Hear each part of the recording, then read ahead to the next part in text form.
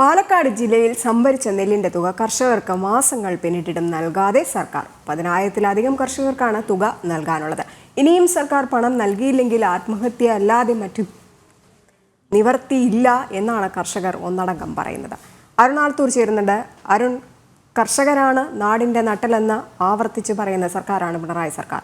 ആ സർക്കാരാണ് ഈ കർഷകരുടെ ദുരിതം കണ്ടില്ല എന്ന് പറഞ്ഞ് നടിക്കുന്നതും. എന്താണ് ഇപ്പോൾ കർഷകർ പറയുന്നത്?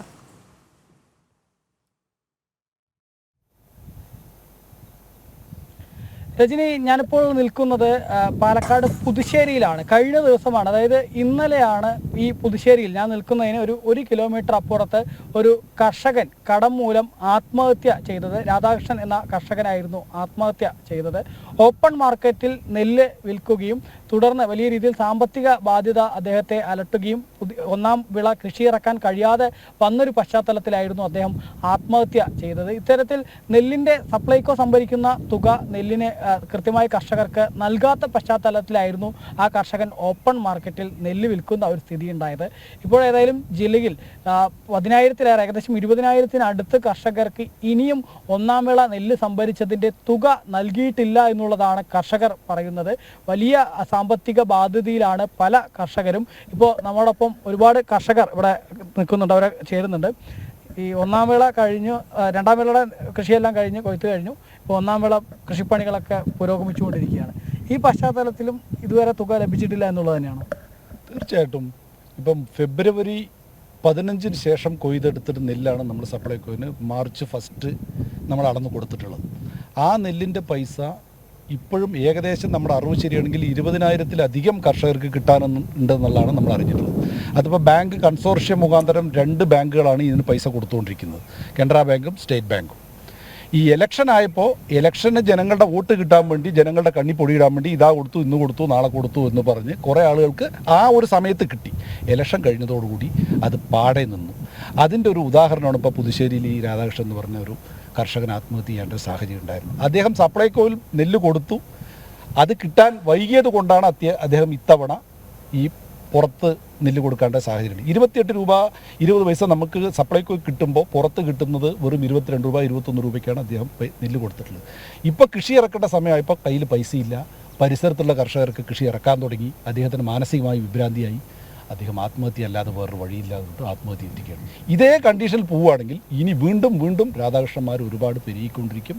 ഇതിൽ എന്തെങ്കിലും ഗവൺമെൻറ് അടിയന്തരമായി ഇടപെട്ട് ഇതിനൊരു പരിഹാരം കാണണമെന്നാണ് ഞങ്ങൾക്ക് പറയാനുള്ളത്. ഒന്നുകിൽ ഈ കൃഷിഭൂമി മുഴുവൻ ഞങ്ങൾക്ക് തരം മാറ്റി തന്നാൽ ഞങ്ങൾ എല്ലാവരും കോടീശ്വരനാവും.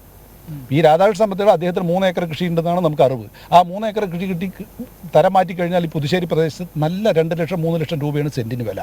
അതെങ്കിലും ഒന്ന് ഗവൺമെൻറ് ചെയ്തു തന്നാൽ ഞങ്ങൾക്ക് വളരെ ഉപകാരമായിരിക്കും എന്ന് മാത്രമേ ഈ സന്ദർഭത്തിൽ പറയാം. കഴിഞ്ഞ ഇലക്ഷൻ്റെ സമയത്ത് കളക്ടറേറ്റിലൊരു മുഖാമുഖമൊക്കെ സംഘടിപ്പിച്ച് മന്ത്രിമാർ തന്നെ ഉറപ്പ് നൽകിയിരുന്നു. 3 ദിവസത്തിനുള്ളിൽ പൈസ തരാം, 3 ദിവസത്തിനുള്ളിൽ PRS-ഉം 15 ദിവസത്തിനുള്ളിൽ ബാങ്ക് അക്കൗണ്ടിൽ പൈസ കയറുന്നും പറഞ്ഞിട്ടാണ് അന്ന് മുഖാമുഖത്തിൽ സംസാരിക്കുകയുണ്ടായിരുന്നത്. ഇത് പ്രതീക്ഷിച്ചുകൊണ്ട് കൃഷിക്കാർ, ഞാനടക്കം ഫെബ്രുവരിയിൽ നെല്ലളന്നാണ്. PRS കിട്ടാൻ തന്നെ 10-15 ദിവസം പിടിച്ചു.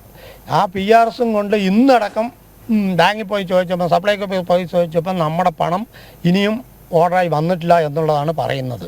ബാങ്കുകാരും പറയുമ്പോൾ അവിടെ നമ്മൾ പോകുമ്പോൾ കൃഷിക്കാരനെ ബാങ്കിലൊരു ഭിക്ഷക്കാരൻ്റെ തുല്യമായിട്ടാണ് കണക്കാക്കുന്നത്. നമ്മുടെ നെല്ല് കൊടുത്ത പൈസ വന്നോന്ന് അന്വേഷിക്കാൻ പോകുമ്പോൾ കൃഷിക്കാരന് അവിടെ വിലയേ ഇല്ല. എന്താണ് ചോദിക്കുക, നെല്ലിൻ്റെ പൈസയാണ് പറയുമ്പോൾ അത് വിളിച്ചറിയിക്കും, നിങ്ങൾ വെറുതെ കയറി ഇറങ്ങണ്ടെന്നാണ് പറയുന്നത്. കാരണം കർഷകൻ പറഞ്ഞാൽ അന്ന് കേരളത്തിലൊരു വിലയില്ലാത്ത വസ്തുവായി മാറിക്കൊണ്ടിരിക്കുകയാണ്.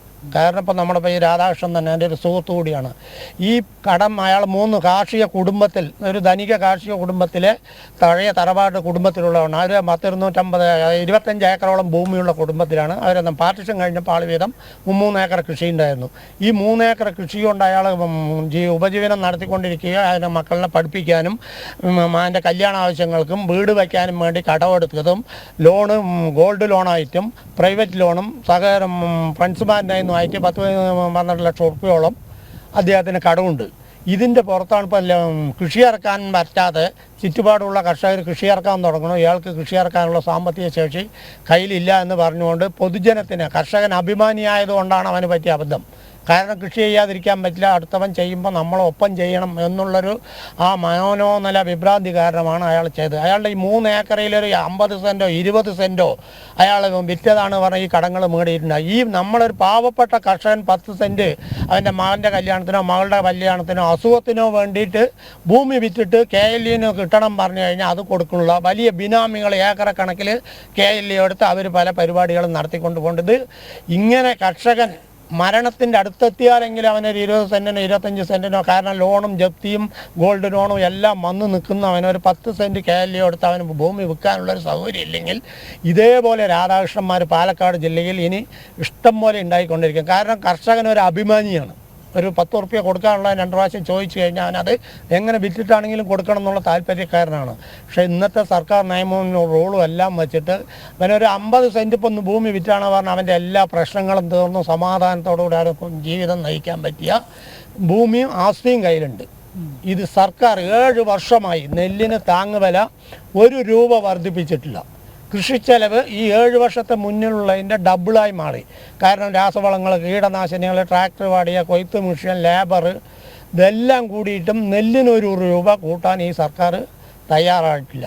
കർഷകരനെ ഒരു വോട്ട് ബാങ്കായി മാത്രം കണ്ടുകൊണ്ട് വിവിധ രാഷ്ട്രീയ പാർട്ടികൾ നിർത്തി ഭിന്നിപ്പിച്ച് കർഷകൻ്റെ ഒന്നിച്ചുള്ള ഒരു കൂട്ടായ്മനെ തകിടം മറിക്കാനും ഒരു വോട്ട് ബാങ്കായി മാത്രമാണ് ഇന്നത്തെ സർക്കാർ കർഷകനെ കാണുന്നുള്ളൂ. അല്ലാതെ നാട്ടിൻ്റെ നട്ടെല്ലാണെന്നൊക്കെ പത്രപ്രസ്താവനയിലും മന്ത്രിമാരും പറയും. മന്ത്രിയാണ് ഇവിടെ വന്നിട്ട് പറഞ്ഞ് 3 ദിവസത്തിൻ്റെ അകം PRS തരും, 15 ദിവസത്തിൻ്റെ ഉള്ളിൽ നെല്ലിൻ്റെ പൈസ അക്കൗണ്ടിൽ കയറും പറഞ്ഞാണ് പറഞ്ഞിട്ടിപ്പോൾ 3 മാസമായി. ഇന്ന് ഇറക്കത്തപ്പോൾ കൃഷിഭൂമി ഇതപ്പം നാളെ മറ്റന്നാളെ ഞാറ് 40 ദിവസമായി ഇതാ വിതച്ച കണ്ടം കളപത്തി കിടക്കുകയാണ്, വെള്ളമില്ല. പ്രകൃതിയും കർഷകനെ ചതിക്കണം, സർക്കാർ ചതിക്കാൻ കൂട്ടുനിന്ന ഇതുപോലുള്ള രാധാകൃഷ്ണന്മാർ ഒരുപാടുണ്ടാകും. സർക്കാർ ഇനിയെങ്കിലും കണ്ണു തുറന്ന് യഥാർത്ഥ കർഷകൻ്റെ ബുദ്ധിമുട്ടും കഷ്ടപ്പാടും മനസ്സിലാക്കി അതിനെന്തെങ്കിലും ഒരു പ്രതിവിധി ഉടൻ ചെയ്യണം. അവൻ ഉൽപ്പാദിപ്പിക്കുന്ന നെല്ലിന് ന്യായമായ വില കൃത്യസമയത്ത് നൽകി അതിനുള്ളൊരു സംവിധാനം ഇനിയെങ്കിലും ഉണ്ടാക്കണമെന്ന് മാത്രം പറയുന്നു.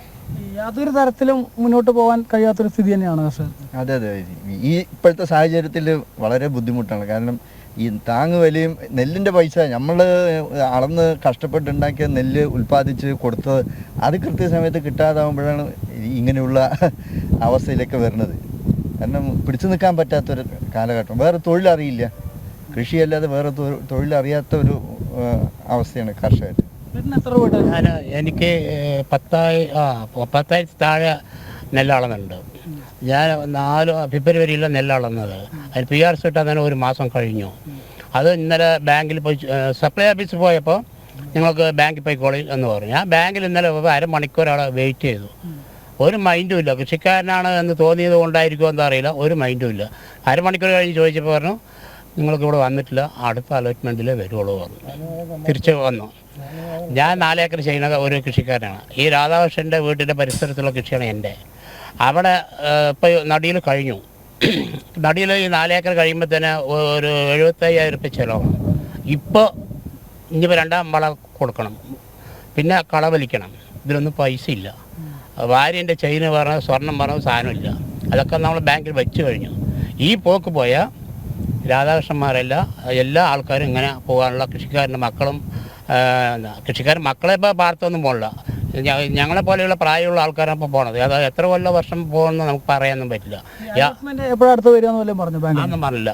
ഒരാഴ്ച എന്നൊന്നാണ് സുമാർ പറഞ്ഞത്. എപ്പോൾ വരുന്നു അയാൾക്കും അറിയില്ല. ഞങ്ങൾ തിരിച്ചുമിണ്ടാണ്ട് വന്നു.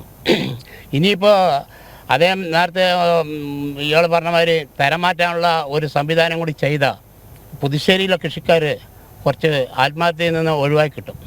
അതല്ല കൃഷി മാത്രമാണ് പറഞ്ഞാൽ ആത്മഹത്യ കൂടിക്കൊണ്ടേയിരിക്കും. തന്നെയാണ് ഈ ഉഴവ് കൂലി, അതുപോലെ തന്നെ ഉൽപാദന ബോണസ്, അങ്ങനെ കുറേ ആനുകൂല്യങ്ങളും മറ്റുമൊക്കെ ഉണ്ടല്ലോ. അത് വല്ലതൊക്കെ കിട്ടുന്നുണ്ടോ? ആ പോയിന്റിലേക്കാണ് ഞാൻ വരുന്നത്. ഈ കർഷകന് ഒരു പെൻഷൻ കൊടുക്കുന്നുണ്ട്. കർഷകന് പെൻഷൻ കൊടുക്കുന്നത് 2019 മുതൽ മുടങ്ങിക്കിടക്കുകയാണ്. 1,600 രൂപ കർഷക തൊഴിലാളികൾക്ക് പെൻഷൻ കൊടുക്കുന്നത് പോലെ കർഷകനും പെൻഷൻ ഗവൺമെന്റ് വെച്ച ഏതൊരു ദുരിത കാഴ്ചയാണ് ഈ കർഷകർക്കുള്ളത്. അവർക്ക് പറയാനുള്ളത് 2019 തൊട്ടുള്ള പെൻഷൻ പോലും മുടങ്ങിയിരിക്കുന്നു. അതിനിടയിലാണ് സർക്കാരിൻ്റെ ഈ വയറ്റത്തടിച്ചുള്ള നിലപാടുകളും. പാലക്കാട് ജില്ലയിൽ സംഭരിച്ച നെല്ലിന്റെ തുക കർഷകർക്ക് മാസങ്ങൾ പിന്നിട്ടിട്ടും നൽകിയിട്ടില്ല. 10,000-ലധികം കർഷകരാണ് തുക നൽകാനുള്ളത്. ഇനിയെങ്കിലും ഇവരുടെ ഈ ദുരിതത്തിന് അറുതി വരുത്തുകയാണ് സർക്കാർ ചെയ്യേണ്ടത്.